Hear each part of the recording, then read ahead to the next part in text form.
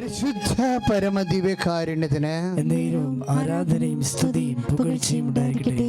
പൗലോസ് അപ്പോസ്തലൻ പറയവേ, ഇപ്രകാരം തന്നെയാണ് മരിച്ചവരുടെ പുനരുത്ഥാനവുമെന്ന്. Price the Lord. അപ്പോൾ 1 കൊറിന്ത്യൻസ് 15:41-42 വചനങ്ങളാണ്. അതായത് സൂര്യൻ്റെ തേജസ് 1.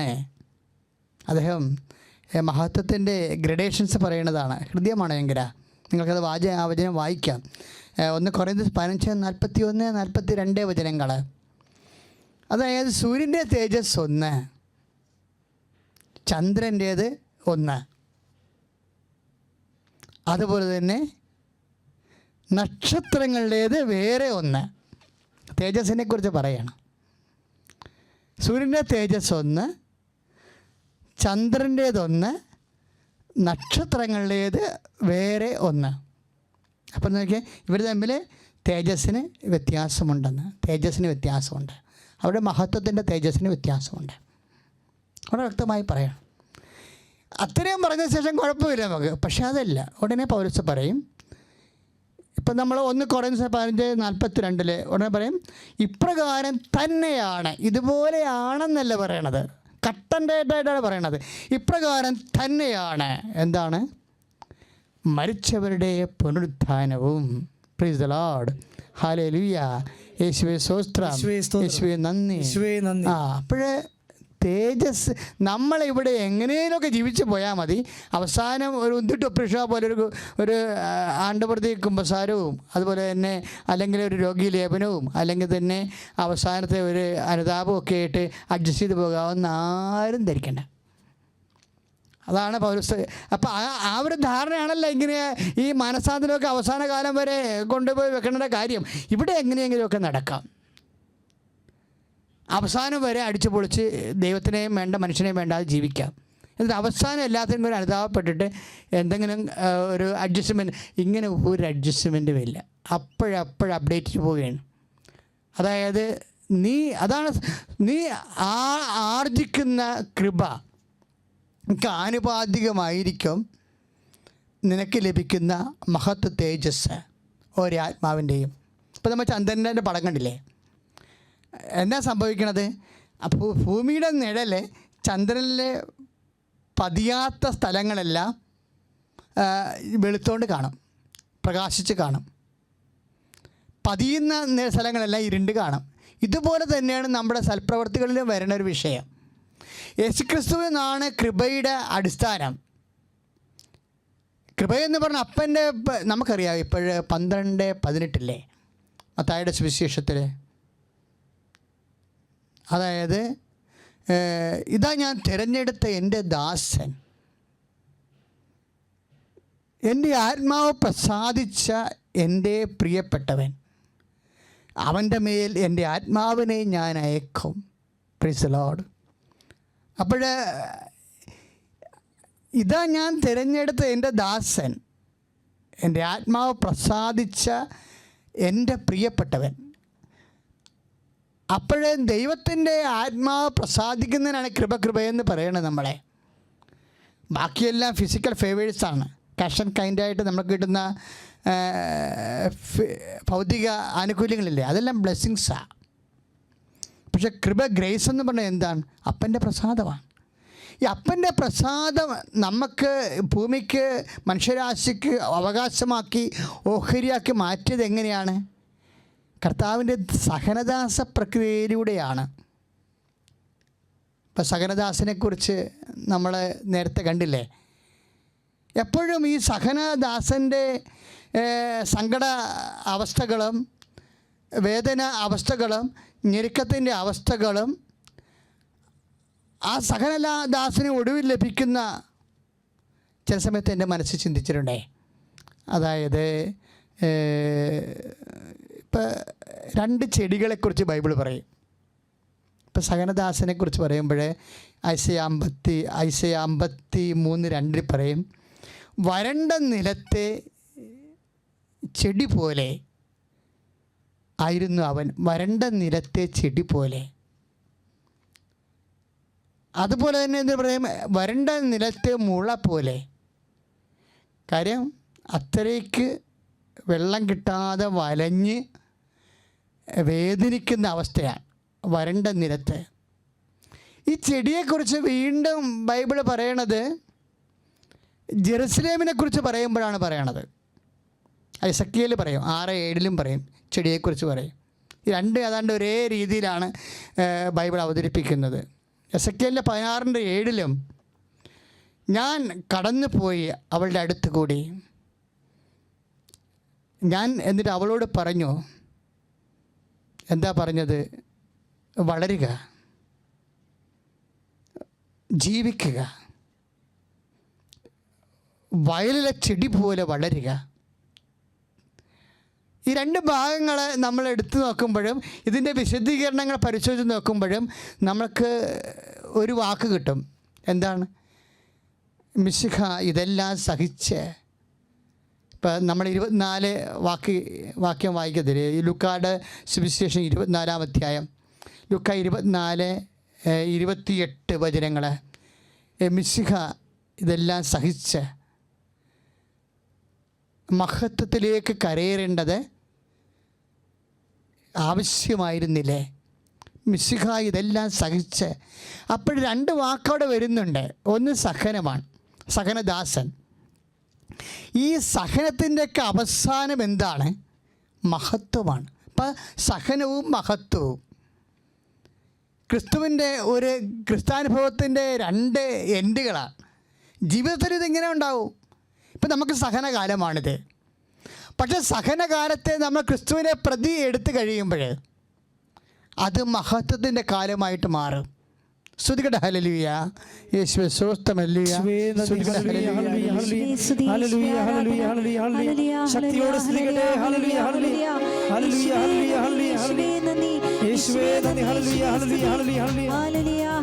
പരിശുദ്ധ പരമദിവ്യകാരുണ്യത്തിന് എന്നേരവും ആരാധനയും സ്തുതിയും പുകഴ്ചയും ഉണ്ടായിരിക്കട്ടെ.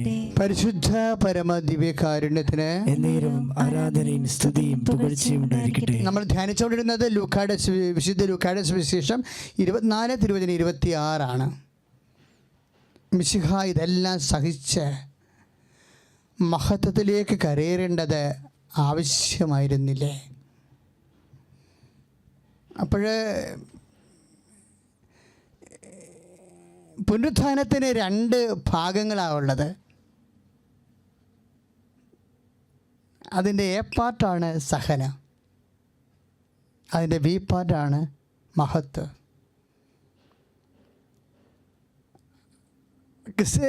അതായത് ക്രിസ്തുവിനുള്ളവൻ്റെ ഒരു ജീവിതം ഇങ്ങനെയാണ്. സഹന സാഹചര്യങ്ങളെ പരിശുദ്ധാത്മാവിൻ്റെ സഹായത്തോടെ അവൻ മഹത്വത്തിൻ്റെ സാഹചര്യമായിട്ട് വിവേചിക്കും.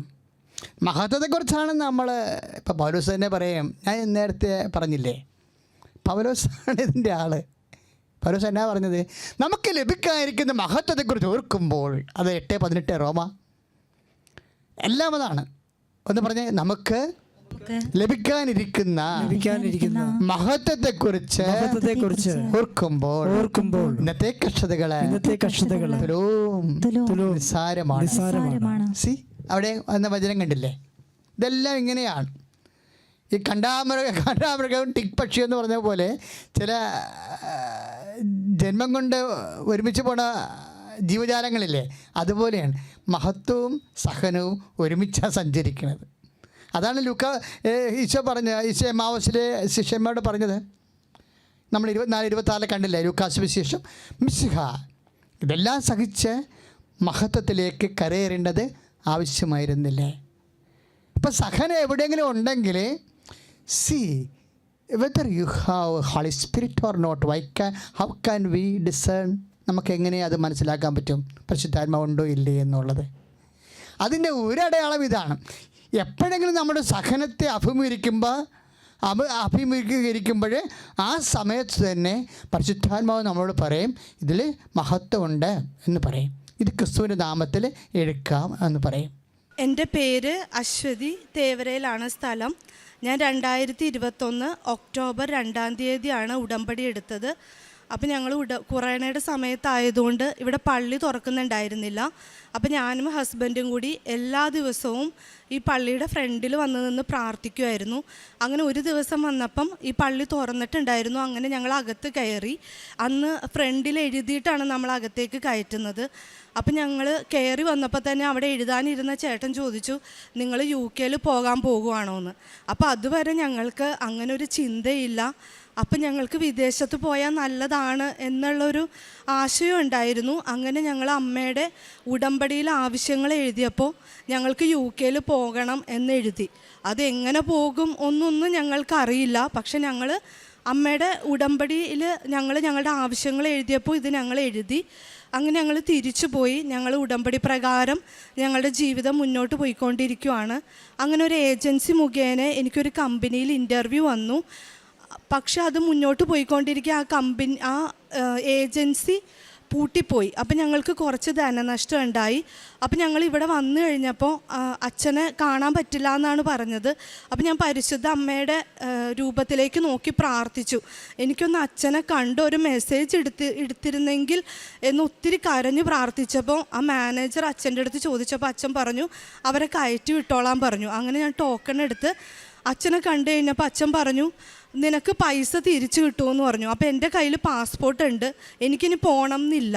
അപ്പം ഞാൻ പൈസ തിരിച്ച് കിട്ടിയാൽ മതി. അപ്പം ഞാൻ തിരിച്ച് അച്ഛൻ്റെ അനുഗ്രഹം വാങ്ങി പോകാൻ ഒരുങ്ങിയപ്പോൾ അച്ഛൻ പാസ്പോർട്ട് വാങ്ങിയിട്ട് മാതാവിൻ്റെ രൂപത്തിൽ കൊണ്ടുപോയി മുട്ടിച്ചിട്ട് തിരിച്ചു വന്നിട്ട് ചോദിച്ചു, നിനക്ക് പൈസ മാത്രം തിരിച്ച് കിട്ടിയാൽ മതിയോ, നീ ആഗ്രഹിച്ചെടുത്ത് നിനക്ക് എത്തണ്ടേന്ന് ചോദിച്ചു. അപ്പം ഞാൻ ഇങ്ങനെ കണ്ണീരോടെ അച്ഛൻ്റെ മുഖത്തേക്ക് നോക്കുക. കാരണം എനിക്കിനി എന്ത് പറയണം എന്നെനിക്കറിയില്ല. അപ്പം അച്ഛൻ എൻ്റെ അടുത്ത് പറഞ്ഞു, നീ എന്താണോ ആഗ്രഹിച്ചത് അവിടെ പരിശുദ്ധ അമ്മ നിന്നെ എത്തിക്കും എന്ന് പറഞ്ഞു. അങ്ങനെ ഞങ്ങൾ തിരിച്ചു പോയി. ഞങ്ങൾ ഉടമ്പടിയിൽ തന്നെ തുടർന്നുകൊണ്ടിരുന്നു. അപ്പം ഞാനും എൻ്റെ ഹസ്ബൻഡും കൂടി പത്രം വാങ്ങി എല്ലായിടത്തും ഞങ്ങൾ എറണാകുളം ഹോസ്പിറ്റൽ, തൃപ്പൂണിത്തറ ഹോസ്പിറ്റൽ, കൂടാതെ പെരുമ്പാവൂർ, തൊടുപുഴ, ഞങ്ങൾ ബൈക്കിൽ ഇങ്ങനെ പത്രമായിട്ട് പോകും, എല്ലാവർക്കും കൊടുക്കും. എൻ്റെ ഹസ്ബൻഡ് തമിഴ് പേപ്പറൊക്കെ വാങ്ങി കോയമ്പത്തൂരൊക്കെ കൊണ്ടുപോയി പത്രം കൊടുക്കുമായിരുന്നു.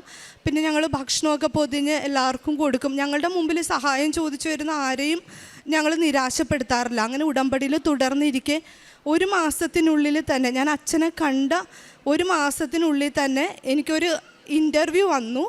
ആ സമയത്ത് ഞാൻ മലയാളം മീഡിയത്തിലാണ് പഠിച്ചത്. അപ്പോൾ എനിക്ക് ഇൻ്റർവ്യൂ ഒക്കെ നല്ല ഭയം ഉണ്ടായിരുന്നു. ഞാൻ അമ്മയുടെ ഉടമ്പടി ലോക്കറ്റ് എൻ്റെ കയ്യിൽ മുറുക്കി പിടിച്ചു. ഉപ്പ് ഞാൻ ആ സിസ്റ്റത്തിൽ ഫുള്ള് വിതറി തൈലം വെച്ച് സിസ്റ്റത്തിൽ കുരിശ് വരച്ചിട്ട് ഞാൻ ഇൻ്റർവ്യൂ അറ്റൻഡ് ചെയ്യാനിരുന്നു. അങ്ങനെ ഇൻ്റർവ്യൂ വന്നു. ഞാൻ ഓരോ ഉത്തരങ്ങളും എന്താണ് പറഞ്ഞതെന്നും കൂടി എനിക്കറിയില്ല. കാരണം ഒന്നാമത്തെ കാര്യം എനിക്ക് അവർ പറയുന്നത് ശരിക്കും മനസ്സിലാകുന്നില്ല. ആദ്യമായിട്ടാണ് ഞാൻ ഇംഗ്ലീഷിലൊരു ഇൻ്റർവ്യൂ അറ്റൻഡ് ചെയ്യുന്നത്. അതിനു മുമ്പൊക്കെ ഇവിടെയാണല്ലോ വർക്ക് ചെയ്തിട്ടുള്ളത്. അപ്പം ഞാൻ ഈ തൈലം ഇങ്ങനെ ഇടയ്ക്കിടയ്ക്ക് ഞാൻ കുരിശിങ്ങനെ വരച്ചുകൊണ്ടിരിക്കുമായിരുന്നു സിസ്റ്റത്തിൽ. അങ്ങനെ ഇൻ്റർവ്യൂ കഴിഞ്ഞപ്പം അവർ എൻ്റെ അടുത്ത് ചോദിച്ചു, നിനക്ക് റിസൾട്ട് അറിയണ്ടേ? അപ്പോൾ 25 ക്വസ്റ്റ്യനാണ് അവരെൻ്റെ അടുത്ത് ചോദിച്ചത്.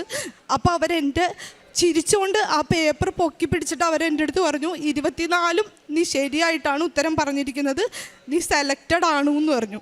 അങ്ങനെ ഒരു മാസത്തിനുള്ളിൽ തന്നെ എനിക്ക് സ്പോൺസർഷിപ്പ് വന്നു, വിസ വന്നു.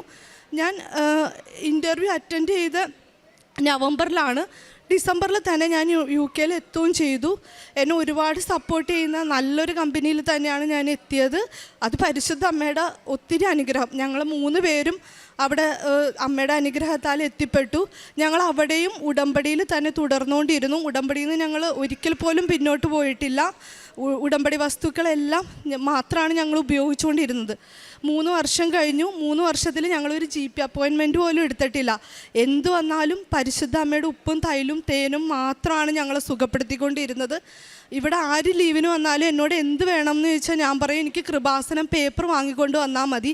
പേപ്പർ കൊടുക്കുന്നത് എനിക്ക് അത്രയ്ക്ക് ഇഷ്ടമാണ്. കാരണം ഞാൻ അവിടെ കൂടുതലും കാത്തോലിക്കരില്ല. അപ്പം ഞാൻ പെന്തക്കോസ്തരാണെങ്കിലും ഞാൻ അവിടെ പോയിട്ട് അവർക്ക് വായിച്ചു കൊടുക്കുമ്പോൾ പിന്നെ അവരെൻ്റെ അടുത്ത് ആ പേപ്പർ ചോദിക്കും എന്ന് എനിക്കറിയാം. അപ്പം അതുകൊണ്ട് ഞാൻ വായിച്ചു കൊടുക്കും. ചിലർക്ക് ഞാൻ അപ്പോയിൻമെൻറ്റ് എടുത്തിട്ട് ഞാൻ ഇന്ന ദിവസം ഇന്ന സ്ഥലത്ത് പത്രം കൊണ്ടുവന്ന് തരാമെന്ന് പറയും. അങ്ങനെ ഉടമ്പടിയിൽ മുന്നോട്ട് പോയിക്കൊണ്ടിരിക്കുക. എൻ്റെ വിസ കാലാവധി തീരാറായി.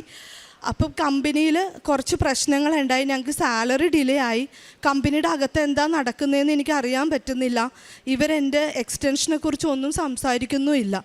അങ്ങനെ 20 ദിവസം മാത്രം ബാക്കി നിൽക്കെ എല്ലാ ദിവസവും അച്ഛൻ്റെ ഡെയിലി ബ്രെഡ് അറ്റൻഡ് ചെയ്യുമ്പം ഞാൻ ഒരു ദിവസം പറഞ്ഞു, പരിശുദ്ധ അമ്മേ, അച്ഛൻ്റെ ഡെയിലി ബ്രെഡ് അറ്റൻഡ് ചെയ്തുകൊണ്ടിരിക്കുക. ഞാൻ പറഞ്ഞു, പരിശുദ്ധ അമ്മ, എൻ്റെ മുമ്പിൽ ഉടമ്പടി മാത്രമേ ഉള്ളൂ, 20 ദിവസമുണ്ട്, എനിക്ക് എന്ത് ചെയ്യണം എന്നറിയില്ല. കമ്പനിയിലുള്ളവർ എൻ്റെ അടുത്ത് ഒന്നും പറയുന്നില്ല, അവർ പുതുക്കി തരാമെന്നോ പറയുന്നില്ല, തരില്ലെന്നോ പറയുന്നില്ല. പക്ഷേ എനിക്ക് ഉടമ്പടി മാത്രമേ എൻ്റെ മുമ്പിലുള്ളൂ എന്ന് ഞാൻ പറയുന്ന ആ സെക്കൻഡ് തന്നെ അച്ഛൻ ആ പ്രാർത്ഥനയിൽ തിരിച്ചു പറയുവാണ്, പരിശുദ്ധ അമ്മേ, ഉടമ്പടി മാത്രമേ ഉള്ളൂ എൻ്റെ മുമ്പിൽ എന്ന് പറഞ്ഞ് വിസ എക്സ്റ്റൻഷന് വേണ്ടി പ്രാർത്ഥിക്കുന്നവരുടെ കാര്യത്തിൽ മാതാവ് തീരുമാനം എടുക്കുന്നു എന്ന് പറഞ്ഞു. അങ്ങനെ ഞാൻ രാവിലെ ജോലിക്ക് പോകുമ്പം ഞാൻ കൃപാസനം പേപ്പർ എടുത്തിട്ട് പോകും. എനിക്ക് കിട്ടുന്ന ചെറിയ ബ്രേക്കിലെല്ലാം ഞാൻ എല്ലാ വഴിയിലൊക്കെ നടന്ന് കൃപാസനം പേപ്പർ കൊടുക്കും. ഞാൻ വായിച്ചു കൊടുക്കും, കാരണം വെറുതെ കൊടുത്താൽ അവർ വാങ്ങില്ല. വായിച്ചു കൊടുക്കുമ്പോൾ അവർക്ക് ഇൻട്രസ്റ്റ് ആവും, അപ്പോൾ അവരെന്തായാലും എൻ്റെ അടുത്തുനിന്ന് വാങ്ങും. അപ്പം ഞാനത് വായിച്ചു കൊടുക്കും. അങ്ങനെ എൻ്റെ കമ്പനിയിൽ നിന്ന് 20 ദിവസമേ ബാക്കിയുള്ളൂ. എൻ്റെ കമ്പനി മാനേജർ എന്നെ വിളിച്ചിട്ട് പറഞ്ഞു, നീ വൈകുന്നേരം ഒന്ന് ഓഫീസിലേക്ക് വരാൻ പറഞ്ഞു. അപ്പം ഞാൻ ഈ ഉപ്പും തൈലും എല്ലാം എൻ്റെ കയ്യിൽ കരുതി, കാരണം അവരെന്താ പറയാൻ പോകുന്നതെന്ന് എനിക്കറിയില്ല. കാരണം വിസ തരില്ല എന്ന് പറഞ്ഞാൽ എൻ്റെ മുമ്പിൽ ഇനി ഒരു ഓപ്ഷനില്ല. കാരണം 20 ദിവസം അല്ല 20 മാസം ഉണ്ടെങ്കിൽ പോലും പുതിയൊരു സ്പോൺസർഷിപ്പ് കണ്ടുപിടിക്കുക പറഞ്ഞാൽ അവിടെ പോസിബിൾ അല്ല. അപ്പോൾ ഈ 20 ദിവസത്തിൽ അവരെന്താണ് എൻ്റെ അടുത്ത് പറയാൻ പോണതെന്ന് എനിക്കറിയില്ല. കാരണം കമ്പനിയുടെ അകത്ത് കുറച്ച് ഇഷ്യൂസ് ആ സമയത്ത് ഉണ്ട്. കുറച്ച് കംപ്ലയിൻസ് എല്ലാം അതോറിറ്റിയിലേക്ക് പോകുകയൊക്കെ ചെയ്തിട്ടുണ്ടായിരുന്നു. അപ്പം ഞാൻ ഈ ഉപ്പെടുത്തിട്ട് പോയി. അപ്പം ഞാൻ ചെല്ലുമ്പോൾ എൻ്റെ രജിസ്റ്റേർഡ് മാനേജർ അവിടെ സിസ്റ്റത്തിൽ നോക്കിയിരിക്കുവാണ്. അപ്പം ഞാൻ ഇവർ കാണാതെ തന്നെ ഞാൻ കുറച്ച് ഉപ്പെടുത്തിട്ട് ആ സിസ്റ്റത്തിൽ ആ ബട്ടണിലോട്ട് അങ്ങ് ഞാൻ വിതറി. എന്നിട്ട് ഞാൻ പ്രാർത്ഥിച്ചുകൊണ്ടിരുന്നു. തൈലത്തിൽ ഞാൻ മുറുക്കി പിടിച്ചു. ലോക്കറ്റ് ഞാൻ ഉടമ്പടി എടുത്ത് അന്ന് ഞാൻ കഴുത്തിലിട്ടതാണ്, ഞാൻ ഊരിയിട്ടില്ല. അപ്പോൾ അതിൽ ഞാൻ മുറുക്കി പിടിച്ചുകൊണ്ടിരുന്നു. അപ്പോൾ അവരെൻ്റെ മുഖത്തോക്കി ചിരിച്ചിട്ട് പറഞ്ഞു, നീ അരമണിക്കൂർ വെയിറ്റ് ചെയ്യും, നിൻ്റെ സ്പോൺസർഷിപ്പ് ഞങ്ങൾ ഇപ്പം തരാമെന്ന്. അങ്ങനെ എനിക്ക് സ്പോൺസർഷിപ്പ് കിട്ടി. ഞാൻ വിസയ്ക്ക് അപ്ലൈ ചെയ്തു. അപ്പോഴും അവിടെ റൂളൊക്കെ ചേഞ്ച് ആയതുകൊണ്ട് എല്ലാവരും പറഞ്ഞു ചിലപ്പോൾ സക്സസ്ഫുള്ളായിട്ട് വരാനുള്ള സാധ്യത കുറവാണ്.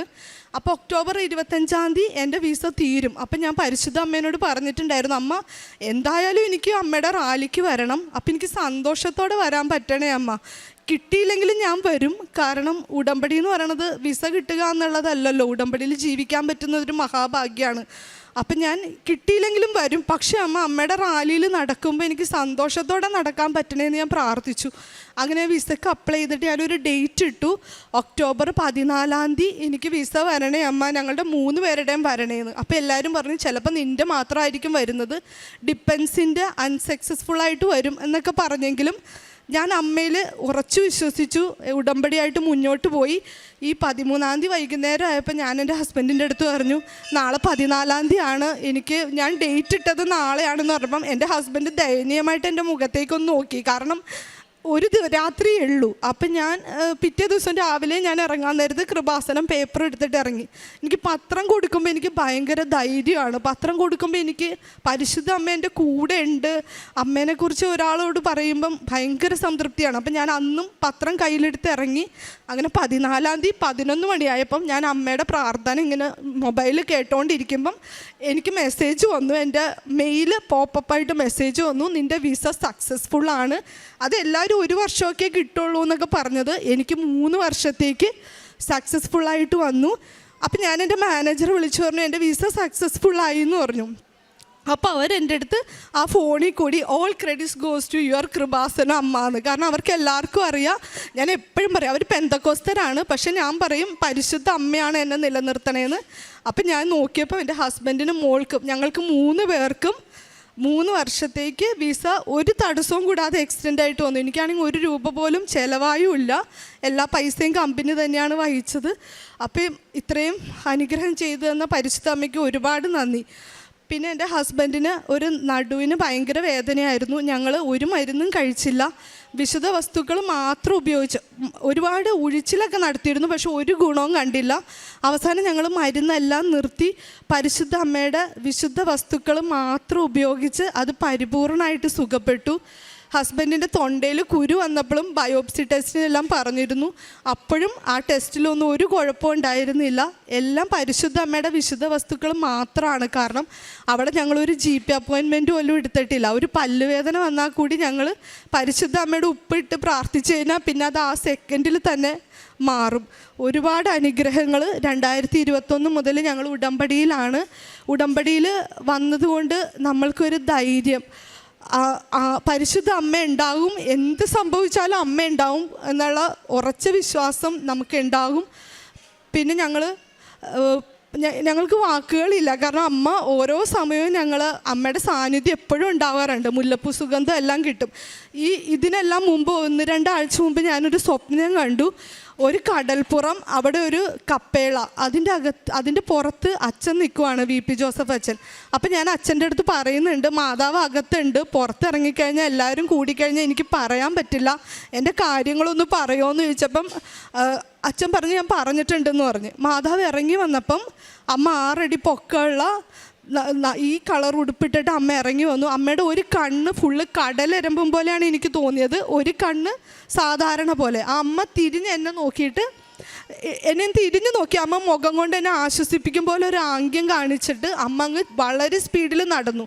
അമ്മയുടെ കയ്യിൽ കൊന്തയുണ്ട്, അതിൻ്റെ പുറകിൽ ഒരുപാട് ജനങ്ങൾ ഇങ്ങനെ നടക്കുവാണ്. അമ്മയുടെ ഒപ്പം എത്താൻ ആർക്കും പറ്റുന്നില്ല, അത്രയും സ്പീഡിൽ അമ്മ കൊന്ത ചൊല്ലി നടക്കുവാണ്. ഞാൻ വെളുപ്പിന് 5:30 വരെ ഈ സ്വപ്നം കണ്ടുകൊണ്ടേയിരുന്നു. ഇത് സ്വപ്നമാണെന്ന് പൂർണ്ണമായിട്ട് പറയാൻ പറ്റില്ല, ഞാൻ പരിപൂർണമായ ഉറക്കത്തിലായിരുന്നില്ല. അപ്പോൾ എനിക്ക് തോന്നിയത് അമ്മ അന്നേ നിശ്ചയിച്ചിരുന്നു ഞാൻ സന്തോഷത്തോടെ ജപമാല റാലിയിൽ പങ്കെടുക്കുമെന്ന്. എനിക്ക് വിസ പുതുക്കി കിട്ടിയില്ലെങ്കിലും ഞാൻ വരുമായിരുന്നു, കാരണം എനിക്ക് ജപമാല റാലിയിൽ പങ്കെടുക്കണം. ഞാൻ ആ 14-ാം തീയതി തന്നെ ടിക്കറ്റ് എടുത്തു. ഞാൻ അമ്മയുടെ സാക്ഷ്യം പറയാൻ വേണ്ടി മാത്രം, ഈ ജപമാല റാലിയിൽ പങ്കെടുക്കാൻ വേണ്ടി മാത്രം വന്നതാണ്. ഞങ്ങളെ നയിക്കുന്നതും ഞങ്ങളെ പരിപാലിക്കുന്നതും പരിശുദ്ധ അമ്മയാണ്. ഈ ഒരു പരിഭാവനമായ അൾത്താരയിൽ കയറി നിൽക്കാൻ വേണ്ടി ഞാൻ ഒത്തിരി ദിവസം കൊണ്ട് ഞങ്ങൾ രൂപപ്പെടുത്തുവാണ്. ഞങ്ങളെ ഉടമ്പടി എടുത്തേ പിന്നെ നമുക്ക് ചെറിയൊരു ദേഷ്യമുള്ള ആരെങ്കിലും കണ്ടാൽ കൂടി ഉള്ളിൽ ഭയങ്കര സ്നേഹം തോന്നും അവരോട്. അതെനിക്ക് മനസ്സിലാക്കാനേ പറ്റാറില്ല. എനിക്ക് ദേഷ്യം അങ്ങനെ അധികം ഇല്ല, എന്നാലും ചെറിയൊരു ദേഷ്യമുള്ളവരെ കണ്ടാൽ കൂടി അവരെ പോയി കെട്ടിപ്പിടിക്കുക. അതെങ്ങനെയാണ് അമ്മ അത്രയും രൂപപ്പെടുത്തി എടുത്തതെന്നാണ് എനിക്ക് അത്ഭുതം.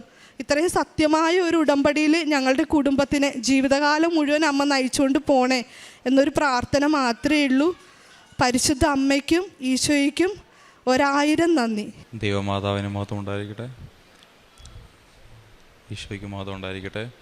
കൃപാസനം മാതാവിൻ്റെ സന്നിധിയിൽ വന്ന് സാക്ഷ്യം പറയാൻ ലഭിച്ച അനുഗ്രഹത്തിനായി ഞാൻ നന്ദി പറയുന്നു. അതോടൊപ്പം ജോസഫ് അച്ഛനെയും ഈ സന്ദർഭത്തിൽ ഓർക്കുന്നു. എൻ്റെ പേര് ആശിഷ്, ഞാൻ കോട്ടയത്തു നിന്ന് വരുന്നു. ഞാൻ ജർമ്മനിയിൽ രജിസ്റ്റേർഡ് എൻജിനീയറായിട്ട് വർക്ക് ചെയ്യുന്നു. ഇതെൻ്റെ വൈഫ് അഞ്ജു. 2024 എൻ്റെ അമ്മ മുഖാന്തരമാണ് ഞാൻ കൃപാസനത്തെ പറ്റി അറിയുന്നത്. അതിനുശേഷം ഞാൻ ഓൺലൈൻ ഉടമ്പടി എടുക്കുകയും പിന്നീട് 2025 നേരിട്ട് വന്ന് ഉടമ്പടി എടുക്കുകയും ഇന്ന് ഞാൻ ഉടമ്പടി പുതുക്കാനായിട്ട് ഇവിടെ എത്തിയിരിക്കുകയാണ്. 2021 ഞാൻ മാസ്റ്റേഴ്സ് പഠിക്കാനായിട്ട് ജർമ്മനിയിലോട്ട് പോകുന്നത്.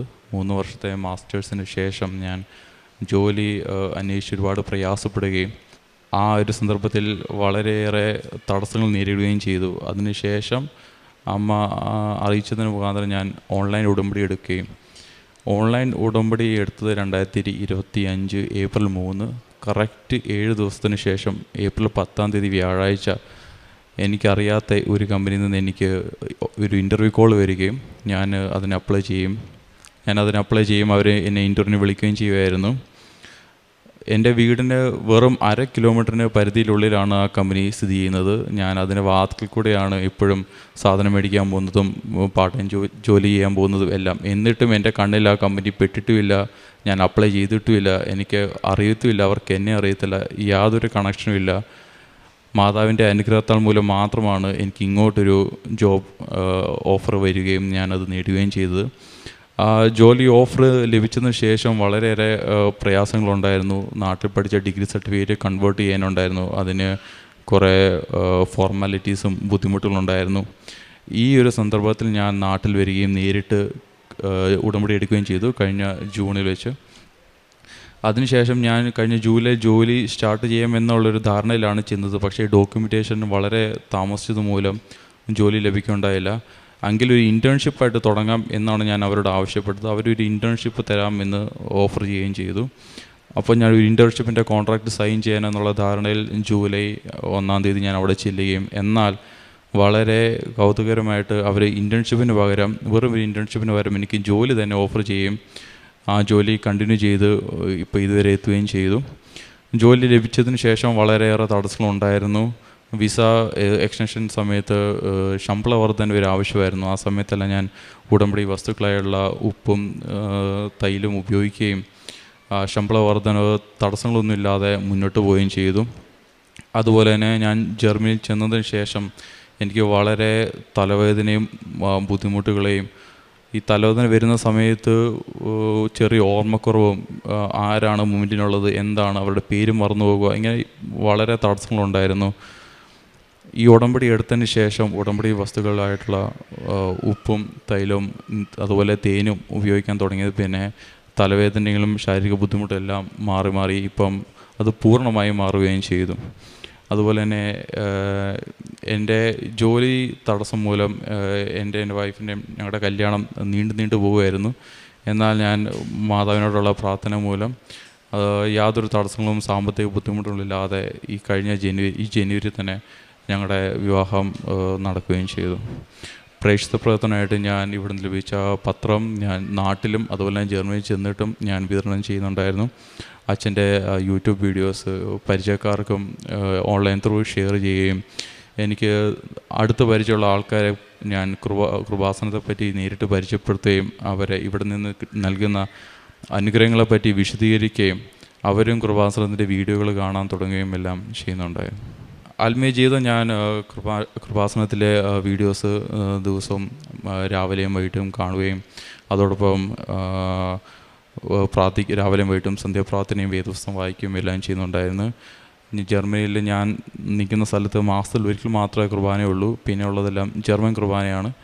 സമയം കിട്ടുമ്പോഴെല്ലാം ജർമ്മൻ കുർബാനയും എന്നാൽ മലയാളം കുർബാന മുടക്കം കൂടാതെ കൂടുകയും പ്രാർത്ഥിക്കുകയും എല്ലാം ചെയ്യുന്നുണ്ട്.